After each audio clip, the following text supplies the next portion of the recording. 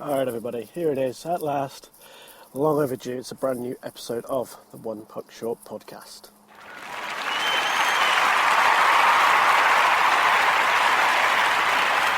That's enough of that.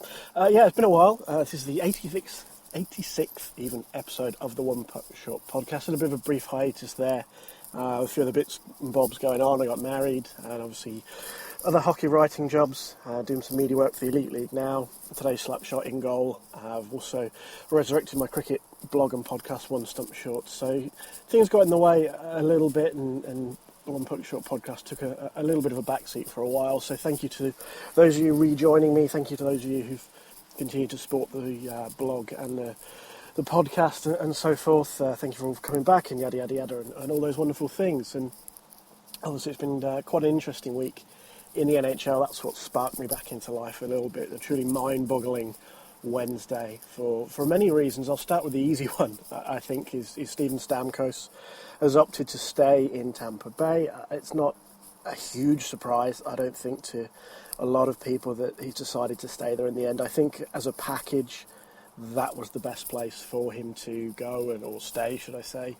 You know, this is a team that's in a good place in terms of competing for a cup. They've obviously got the ability to offer him a serious pay rise, really. And yeah, it doesn't come as that much of a surprise to me. I think all along it was the end game I thought we'd see. I know he met with representatives from Toronto, including the mayor and the CEO of Canadian Tire. I think his camp spoke to the Buffalo Sabres as well. They were quite keen to sort of throw some money his way and bring him to Buffalo, and apparently Detroit were interested as well. Obviously they've got about $20 million in cap space, having moved that short contract to Arizona now. Now the wizard himself has gone back to Russia, so they were interested. Apparently the Stamkos camp didn't speak to the Red Wings at all, or didn't really speak to them at any great length, which was a little bit of a surprise. But as I said, you look at what Tampa have got and what they can offer, and that 8-year deal, average cap hit of $8.5 million per season, $68 million in total. It's a big deal. Could have got more in places like Buffalo and possibly Toronto. They were willing to really throw big money at Stamkos. Of course, the maximum they could have offered him was 7 years, but I think the opportunity to win with the Lightning is key, and he's a big part of that. But you look at, they've got guys like Hedman, Stralman's 29. Hopefully they can keep him around for a bit. I mean, whatever happens with Ben Bishop, they've got great goaltending with Vasilevsky stepping up. So even if Bishop goes, there's still some good goaltending there. This is a team, going places and doing well. Killorn's still 26, Palat, Johnson. If they keep this group together, you look at what they did in the playoffs without Stamkos, and then you add him back into that mix, you forget about it. This is a team that's going to be competing for a cup for several years, and I think that was a decision behind him staying. And equally, if he'd gone, I don't think the Lightning. It's a big player, and it would have been a loss for them. But as I said, because of that group they've got, it's still a competitive team, and they proved that. As I said in the postseason, they proved how good they can be with or without Stamkos. Obviously, with Drouin now in the mix properly, he was great in the playoffs. And with him in that mix properly, that just makes them even stronger. And there's maybe a couple of bits at the back end that they want to sort out, possibly, but Nesterov's the only RFA they've got, and really they've got the same group going into next year. So it's not a pressing need by any means. It's the real thing is what they do with, as I said, with Bishop and Vasilevsky, and it looks like they're more likely to move Bishop and go with Vasilevsky, which doesn't really come as a surprise because that kid's got talent. I think he is their long-term goaltender of the future, while Bishop could probably land them a decent return. I know there's talk of him moving to maybe Calgary, and a couple of other teams have been involved. Dallas, again, looking at their goaltending situation, allegedly. So, interesting to see what happens there. But the main one, of course, was Stamkos, and he's going to stick around for another 8 years. He's got a full no-movement clause and so forth. And, as I said, it's kind of the ending I expected to that little saga. And that's exactly the way it panned out in the end. So, but it was fun for a while there, and a lot of Maple Leafs fans got their hope up that maybe, just maybe, he would come home. But he's staying in Florida, as I say, complete package. I think the financial side is beneficial because, he's going to get paid wherever he goes. He's probably left a little bit of money on the table in raw dollars, but the tax situation in Florida probably means it evens out a little bit more in his favour, sticking in Tampa Bay. But A lot of people say it's by the by, and being on a team like Tampa and being able to have that chance to win now, really, and Toronto and Buffalo are probably a couple of years away, whereas Tampa are very much win now and win in a couple of years as well with the core they've got and the ages those guys are at. So, yeah, that's the Stamkos one. Of course, the real news was the two major trades we saw. And the Stamkos news was almost...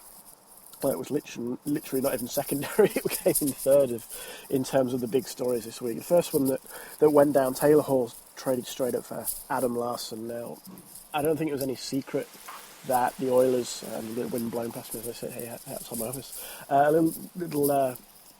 sorry, start again, a little bit of wind. It was no secret that the Oilers were looking for some help on defence, right-handed defence in particular. They'd been looking for a while. There was talk that they were in on Subban, but the Canadians wanted Draisaitl, the fourth overall pick at the draft just gone, and some other stuff, and I think there was another asset, at least another asset in there, possibly even Clefbaum as well, or someone like Clefbaum or Nurse. So Edmonton shied away from that, but ultimately they traded Taylor Hall, who's probably one of the top three left wingers in the world. You maybe bump that down a step if you consider Ovechkin to be a left winger. Again these days, or right wing or whatever, but he's up there, he's top five at minimum, if not top three. And they've traded him straight up for a guy who's looked better. He struggled for a while to live up to the hype as he was fourth overall pick. And Larson just kind of struggled to live with that in New Jersey a little bit, but he's developed into a good top four defenseman, not a great one, but a good one. And some people said, and a fair comment, that maybe part of that was playing with Andy Green, who's quite an underrated defenseman, I think. And he obviously having Schneider behind them probably doesn't hurt either. He bailed them out a bit last year, but I don't think it was a horrible defensive unit per se in New Jersey. Offense was always my biggest concern with that team. Well, they've addressed that by adding Taylor Hall. Sure, there's a gap at the back end that they need to fill, but I think adding someone like Hall, who they come along so rarely, those sort of top elite talents like that. So to be able to do that again, they did it at Kovalchuk as well. To add that to the Devils, I think is a big boon for them. They're on the upswing again. I think what Ray Shero has done there this year has been, this summer and then this year. They were a playoff contender for a while, and they probably had no right to be. And then the sort of top line cooled off a little, and Schneider got hurt. But as I said, they look to be on the up. A couple of years ago, they looked horrible, absolutely horrible. I thought going into last year they'd be probably 30th overall, or competing for the last place with the Maple Leafs and so forth. But they were in there for a bit. Well, the moves that Shearer's making are savvy moves, and this is no exception. So for the Devils, they take on a little bit extra in terms of salary. Hall earns $6 million to Larson. I think he rounded up to about $4.2 million for Larson. And it's a great move for the Devils. An absolutely phenomenal move. But for Edmonton, this is a move made because they were desperate. They didn't have many choices, and they kind of knew it.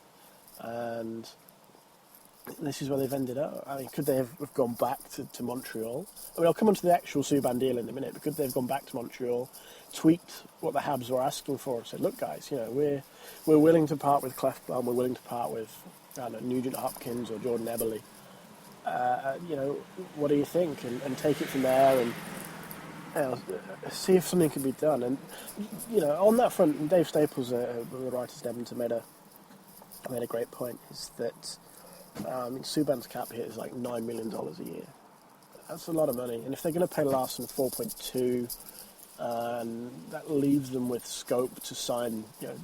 Jason Demers was there this week to have a look around with Milan Lucic, another one I'll touch on. I'm not going to talk much about free agency today, just because it's so unpredictable. Lucic is one I'll touch on in a moment. But we can just show Jason Demers around. And Dave Staples said, if you pay Subban $9 million, especially with McDavid in line for a huge payday in a couple of years, that would probably leave you with two guys earning somewhere between $17 and $20 million. And even if the cap goes up to sort of $80 million by then, that's still 25% on two players. And they're exceptional players. Subban and McDavid are exceptional players, especially McDavid. But Subban's one of, in my opinion, he's one of the top 5 in the world. He's at least top 10. Some people say top 15, but that's bullshit. That's going too far. But anyway, do you look at that? But for the $9 million, they've got Larson, and they may get Demers as well for around the same figure. I think there's talk of Demers being a sort of $5 million-ish guy. So you're just over that $9 million, but you've got two defensemen rather than one. And, it looks better at the back end for Edmonton with Larson, Demers, who else did they have? Andre Sekera, Clefbaum, Danones. That's suddenly not quite as horrible as it once was. It's not the Nashville Predators' defense, or even the Minnesota Wild's defense, but it's a decent defense. And if Cam Talbot continues to improve as he did, I thought, especially through the back end of last season, all of a sudden it's not a bad team back there. It's not a great one, but it's better, especially if that offense clicks. And losing Hall is the X factor in that, of course. But that's where we come to Milan Lucic. Is they're strongly rumoured to be getting Milan Lucic. And they're talking about, I think at one point it was 5.5 to 6, so it was Taylor Hall money or just under. And this is kind of where the caveat of the whole discussion about the defenseman comes in.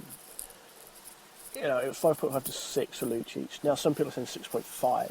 So they'll pay more for Lucic than they did Hall. So they've gained the defenseman they wanted. And they've got a good left winger. I mean, Lucic is no slouch. Is he as good as Hall? You can debate that. I think he brings a slightly different element to Hall. I think Hall's a bit less... I don't want to use the word truculent because I hate using that word, but I can't think of a better one right now. Yeah, but Lucic is what he is. I mean, everybody knows what he is. He's a capable scorer. He's a tough guy, brings the physical side of the game. He's got all those sort of intangibles people love, as well as having some skill. And that may be no bad thing for Edmonton to have a little bit more grunt in the lineup with Cassian and Lucic. And yeah, it's just the money thing. Again, if they were going, maybe that's what facilitated this. Saying, well, we can afford to go for Larson because we're going to bring in Lucic. We still have spare cap then to go for Demers rather than going for Subban. Maybe this all plays into it, and it has to in the cap world. But I don't know. It's an interesting one from the Oilers' point of view. A lot of people in isolation. Correctly, in my opinion, predicting that they've lost that trade in a one-for-one deal. There's no comparison between Hall and Larson. I think it's going to be tough on Larson being the guy who, basically came in for Taylor Hall. That was a one-on-one trade for Taylor Hall, and that's a lot of pressure on Larson there, who's struggled with pressure really so far. So that's going to be an interesting dynamic. But again, if he's part of a better top six, which is possible if Demers signs, then you're changing the picture slightly. You're dovetailing it out a little bit to form a wider image of what the Oilers will be moving forward from next season. So yeah, as I say, straight up, not a great deal for the Oilers, but they were pretty desperate to find that defenseman. They got one in isolation, bad. In a wider picture, maybe works out for them better. It certainly works out for the Devils. That's a great signing for them. But no sooner had the Hall and Larson trade bomb gone down than the nuclear option finally dropped in Montreal. They traded PK Subban for Shea Weber. Again, one-for-one deal. Shockwaves, I think, throughout the NHL. It's been brewing for a while. I mean, Bergevin said he hadn't been actively shopping Subban, and a lot of people kind of gave the yeah right face and whatever. A few people expecting him to go maybe the draft, for a high first-round pick or just some kind of deal. Similar to what we thought with Kessel last year. Didn't happen. Eventually it happened on Wednesday. Really bizarre, I think. A lot of Habs fans are very upset with this. Weber is older. And, he's no slouch. He's not chopped liver by any stretch. It's not what people are saying. But, he's 3, 4 years older. He earns a little bit less in cap terms than Subban does. He's $7.85 million cap hit rather than 9. Though he is signed through to 2026, where I think Subban ends in 2022, if I remember rightly.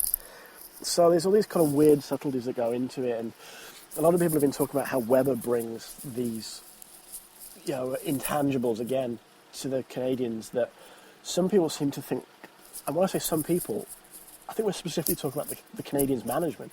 They thought the team lacked. They thought they were soft. They weren't tough enough in tight situations, and they were physical enough. They didn't have sandpaper, all this bullshit. And so they swapped Weber for Subban. And you now look at the Preds defense. I mean, Subban's going to love it in Nashville. Holy moly. If that team lets him be, PK be PK, geez, That's what the league's been crying out for. This is a guy who gave $10 million to a local hospital. He's outgoing. Fans love him, and they can see, well, he's the kind of guy you need to be promoting. This stupid old white man fucking sport, and they wonder why things like soccer are catching up to them in popularity, and then shit like this happens where they question PK's personality. Fuck that. He's the kind of guy you should be celebrating, and I think they will in Nashville.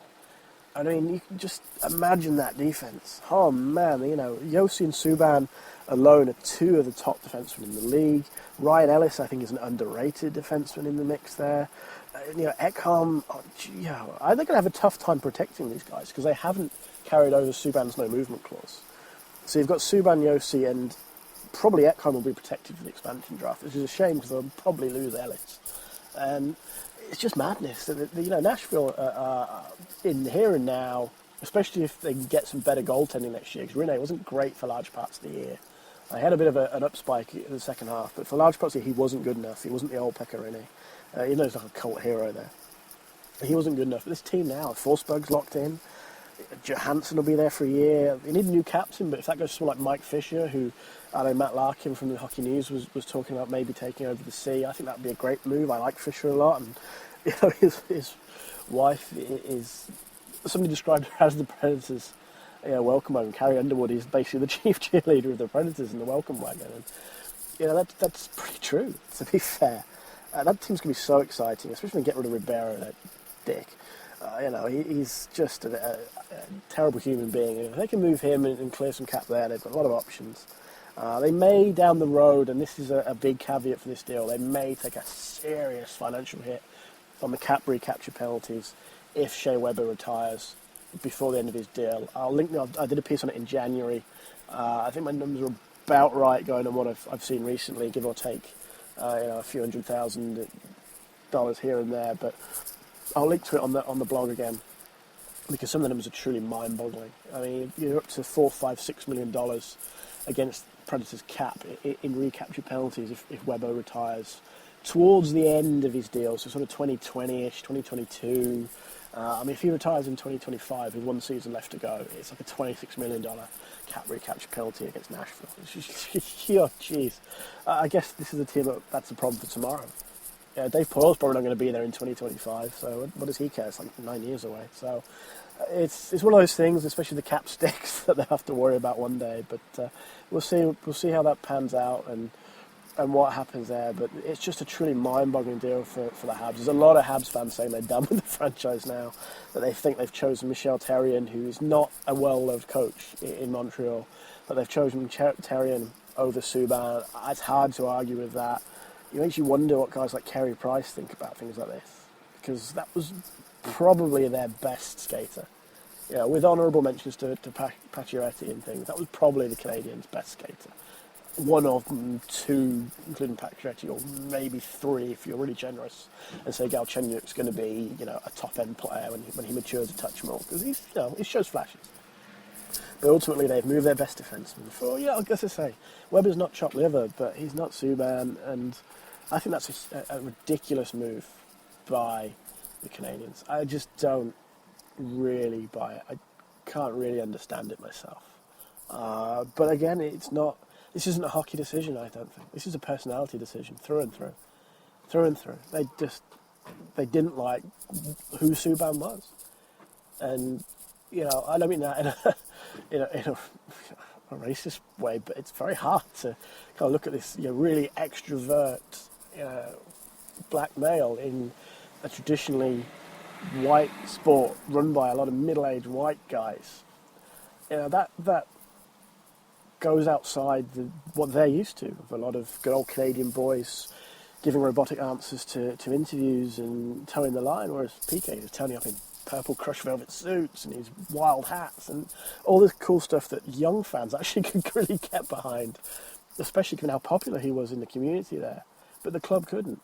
And that tells you a lot about the Montreal Canadiens, maybe. And James Myrtle wrote a great piece on this on the Globe and Mail, about how backwards the management of Canadian franchises is and why they are losing out to teams like Chicago, Tampa, Pittsburgh, because they seem to be valuing all the wrong things. And again, maybe this goes back to what we were saying about Lucic and what he brings to the Oilers.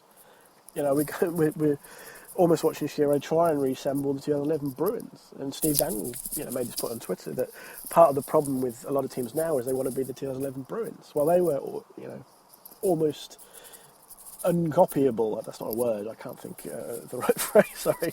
You can't recreate that. It's just one of those things that happened. And Thomas was fantastic all year. Chara was at the top of his game. All this sort of stuff. I mean, with respect to Weber and Subban, neither of those are 2011s at Chara. And things like that. And Bergeron was there. Lucic was at his best. Sagan was still around. It's just. As I said, Myrtle made this great point, and we're seeing it in Montreal. They're valuing all the wrong things to create a winning team and to promote the franchise in sport. In sport, I mean, I want Subban so badly to triple 05 Pekka off the opening face-off on opening. I just want that. I don't care what happens. I just want him to be out there. Puck drops, he just skates down, triple 05s, Rene. Whichever way the puck goes, who cares? Just do it. It's just such a mind-bogglingly stupid trade. And as I say, I don't hate Weber as much as some guys do. I think he has dipped slightly, but he's still an excellent defenseman. Again, I think he's still probably in that top 10 to 15 range. Both guys are potential Norris candidates each year. Weber less than he used to be because of that slight decline. Subban certainly is. And it's just madness, and it doesn't make sense for the Predators in the short to mid-term. It makes great sense. I say down the line they might struggle, but for Montreal, I just don't. I like Weber. I genuinely do, but it just doesn't. This trade doesn't make sense for me. Just in broad terms, I don't care what they think Weber brings that Subban didn't in terms of leadership and all this shit. Pacioretty was a good captain. I think he still is a good captain. He's a good guy. He takes too much heat ridiculously in that marketplace. But I don't know. If you question what the relationship now is, if Bergeron's that hard married to Michel Therrien, and apparently they're very good friends, then maybe one takes the other down here. And there's only one of them likely to get fired is Therrien if they have another bad year. You give him the benefit of the doubt because Carey Price was out. But if he has another bad year next year, and he may take down Bergeron with him. So, the other one in the talks is Dustin Brown, just quickly before I go. He expressed some unhappiness with the way things are with the Kings right now. His cap hit is north of $5 million. He hasn't scored 20 goals in the last 2-3 seasons now. I think he had 11 the last 2 years and maybe about 15 the one before that. And he's not quite the force he was. He's carrying a big ticket. What happens to him? On the surface he's immovable, but I wonder whether Vegas picks him up. Do they bring him in? He's an experienced guy. He's won the cup. He's led a good franchise, a competitive franchise. So do Vegas pick him up? Obviously, they've got no salary commitments right now. They're a team that could fit him in and see what happens. And give him the see. He's an experienced guy. He's won the cup, and people sort of sneer at that, but he's been to the final. He's hoisted that cup. And I think for a new franchise, that's a kind of a valuable input there for him.